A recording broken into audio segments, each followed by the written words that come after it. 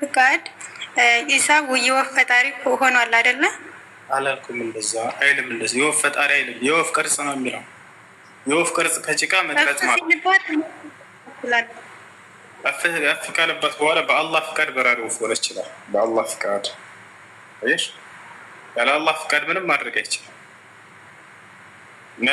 ያ በራሪ ወፍ የሆነው በአላህ ስብሐነሁ ወተዓላ ውሳኔ ቢአምር ሚን አላህ ስብሐነሁ ወተዓላ።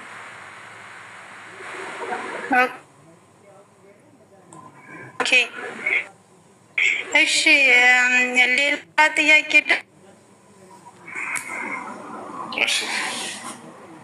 ደግሞ ለምሳሌ ሌላ ጥያቄ በነብዩ አይሚን በአላህ ብቻ ማመን ይቻላል ነው ወይስ በነብዩም አንድ ላይ ነው ማመን የሚቻለው? በአላህ ብቻ ማመን ነው እንጂ አላህ ደግሞ ያዘዘው በመልእክተኞቼ መልእክተኛነት እመኑ ብሏል። ከዚያ ነቢያቶችን ዛሬ እንግዲህ ውድ ቤተሰቦች ዛሬ ሁሱን ይዤላችሁ መጥቻለሁ። እንግዲህ እንደሚታወቀው ሁሱ ከኦርቶዶክስ አማኞችና በሁሱ መካከል የጥያቄና መልስ ሁኔታዎችን ይዤላችሁ መጥቻለሁ። ውድ ቤተሰብ እነዚህ ጥያቄዎች ደግሞ እኛ የማናውቃቸውን ለእኛም ራሱ ትምህርት ይሆናሉ ማለት ነው። እንግዲህ ለሚጠየቀው ጥያቄ እሱ ደግሞ በስርዓትና አግባብ ባለው ሁኔታ ሲመልስ እያየን ነው ማለት ነው። አሰላሙ አለይኩም ወራህመቱላሂ ወበረካቱሁ። ውድና የተከበራችሁ የቻናሌ ተከታታዮች በሙሉ ሰላም ሰላም ሰላም፣ እንዴት ናችሁ አላችሁ? እንግዲህ ዛሬ ሁሱን ይዤላችሁ መጥቻለሁ ማለት ነው። ሁሱ እንግዲህ ያው ታውቃላችሁ ብዙ አይነት ጥያቄ ይጠየቃል። እነዛን ጥያቄዎች ደግሞ ትዕግስት ባለው ሁኔታ ሁሉንም ሲያስረዳ እናያለን ማለት ነው።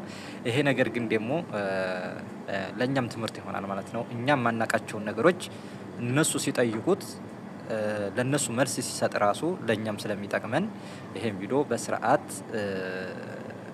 ማዳመጥና እስከ መጨረሻው ማየት ይጠበቅብናል ማለት ነው። ውድ ቤተሰብ ላይክ ሼር እያደረጋችሁ አበረታቱ። ቪዲዮውንም እንደዚሁ እስከ መጨረሻው አዳምጦት። እንግዲህ ልጅቷ ገብታ የጠየቀችውን ጥያቄ እሱ ደግሞ ሲመልስላት ከዛ እኛ የሆነ ሽንትና የሆነ ትምህርት እንወስዳለን ማለት ነው።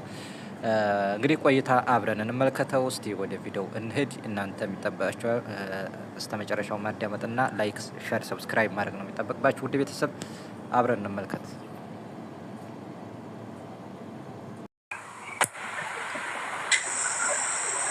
ሙስሊሞች ነው።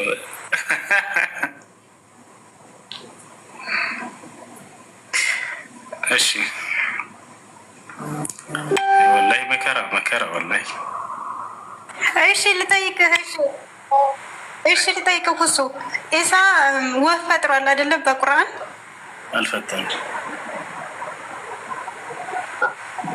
አልፈጠረም። አልፈጠረም። ዝም አይፈጥርም። የወፍ ቅርጽስ? የወፍ ቅርጽ አንቺም መስራት ትችላለሽ። መስራት መፍጠር በሚል ይመጣል። የወፍ ቅርጽ እኔም እፈጥራለሁ ከጭቃ። ግን ወፍ አልፈጠረም። መፍ ሲልባት ነፍስ ዘራች ምናምን የሚለው በአላህ ፍቃድ ይላል። አላህ ስብሐነሁ ወተዓላ ነው። ምን አታስረዳም? እሱም በትክክል እሺ፣ ላስረዳሽ ታዳምጫለሽ?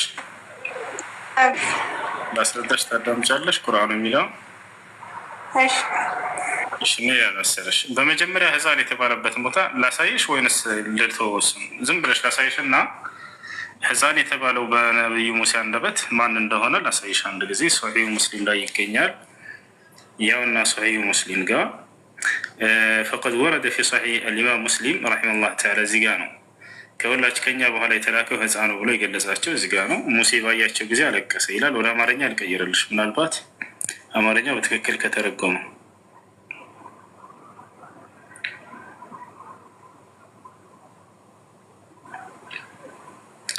እሺ ሰሒህ ሙስሊም ቡኻሪ ላይ በሌሊት ጉዞና እርገት ምዕራፍ ላይ እንደተዘገበው ነቢዩ መሐመድ ቤተሰብ ባልደረቦቻቸው ላይ ሰላት ይውረድ፣ ከዚያም ስድስተኛ ሰማይ ላይ እስክደርስ ድረስ ተጓዝን። በሙሳም ላይ ሰላምታ ያቀረብኩለት፣ እሳቸውም እንዲህ አሉ፣ እንኳን ወደ ጻድቁ ወንድምና ጻድቅ በጠራሁ ጊዜ ብለው ጠራቸው።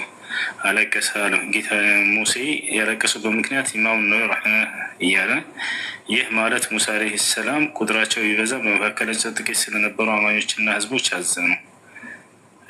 አማርኛ በአማርኛ ምንም እንትን አላለው። ለማንኛውም ቃሉን ላሳያችሁ። እዚህ ጋር ጉላም ብሎ ቃል በቃል አስቀምጦታል። ያና ሙሴ ያለቀሰበት ምክንያት ይሄ ነው። ፈኑድየ ምን ዩብኪከ በአማርኛ አድርግልኝ። ህፃን ተወልዶልና አለቅነት ጨንቃነት ምናምን የሚል ነው ያወራው እና እሱን እሺ ልጁ የጠየቀውን መለስልኝ እያልሽ ነበረ። ልጁ ምንድን ነው ያለው? በሙሴ አንደበት ህፃን ተብለው እንደተገለጹ ነው። ያውና ህፃን የሚለው ቃል በቃል ያውና እዚህ ጋ ሙሴ ባያቸው ጊዜ ህፃን ብሎ የገለጸባቸው ይሄ ጉላም የሚለው ቃል ነው። ይሄ ቃል ነው ሙሴ የተናገረው። ከሁሉም ነቢያት በኋላ የመጣ ለማለት ነው ህፃን የሚለው። ወደ አማርኛ ልቀይረው እና እስኪ በትክክል ከተረጎመው እንመልከት። ጉላም ይላል የአረበኛው ቃል ያውና ብለው ብዙ ጊዜ ይነግሯቸዋል። ለመሆኑ ወፍ ፈጥሯል? ወፍ አልፈጠረም። ምንድን ነው ታዲያ ከተባለ የወፍ ቅርጽ ከምን ከጭቃ ገብቶሻል አይደለ? ያ ነው የሚለው። ከዚያ በኋላ የክርስቶስ ስራ በዚያ ላይ ምንድን ነው? እፍ ማለት ነው። እስከዚህ ድረስ ብቻ ነው ድርሻው። በራሪ ወፍ የማድረጉ ስራ የማን ነው? የአላህ ሱብሃነሁ ወተዓላ ስራ ነው።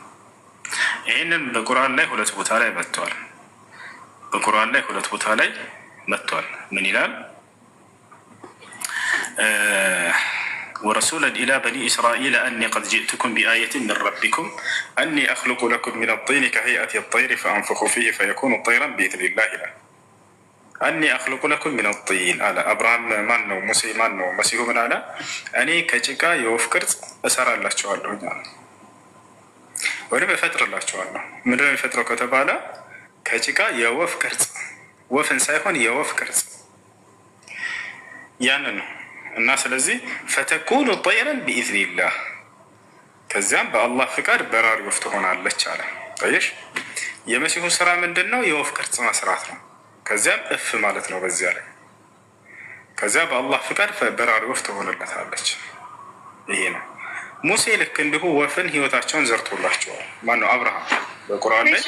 ስለዚህ በአላህ ፍቃድ ኢሳ የወፍ ፈጣሪ ሆኗል አይደለ? አላልኩም። እንደዛ አይልም። እንደዚህ የወፍ ፈጣሪ አይልም። የወፍ ቅርጽ ነው የሚለው። የወፍ ቅርጽ ከጭቃ መቅረጽ ማለት እፍ ካለባት በኋላ በአላህ ፍቃድ በራሪ ወፍ ሆነ ይችላል። በአላህ ፍቃድ ይሽ ያለ አላህ ፍቃድ ምንም ማድረግ አይችልም። ያ በራሪ ወፍ የሆነው በአላህ ስብሐነ ወተዓላ ውሳኔ ይህ ቢአምር ምን አላህ ስብሐነ ወተዓላ።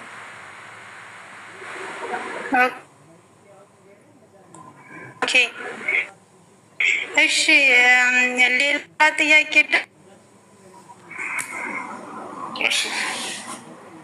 ደግሞ ለምሳሌ ሌላ ጥያቄ በነብዩ አይሚን በአላህ ብቻ ማመን ይቻላል ነው ወይስ በነብዩም አንድ ላይ ነው ማመን የሚቻል?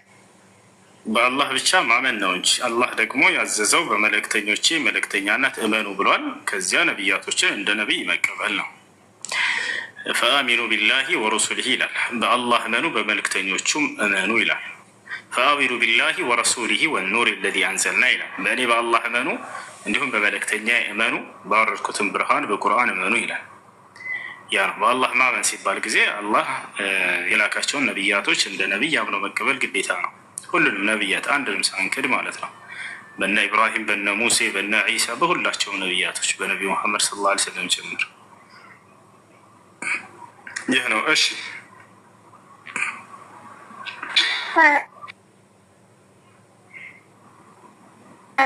እና ሲታሲዙ ለምሳሌ ባላና በመልእክተኛው አምናለሁ ተብሎ ነው ምናሽ ሻሃዳ ስታሲዙ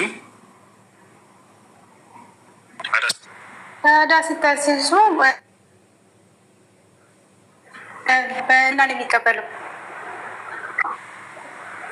እሺ ሻሃዳ ስናሲዝ ጊዜ በአላህና በመልእክተኛ አላህን እንደ አምላክ፣ ነቢዩ ሙሐመድን እንደ ነቢይ እንደ መልእክተኛ በመመስከር ሌላ አይደለም።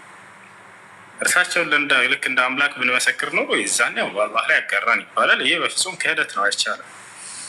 ነቢዩ ሙሐመድ ሰለላሁ ዐለይሂ ወሰለም እንደ መልእክተኛ አሽሀዱ አን ላ ኢላሀ ኢለላህ ወአሽሀዱ አነ ሙሐመድን አብዱሁ ወረሱሉሁ፣ ይሄ ነው።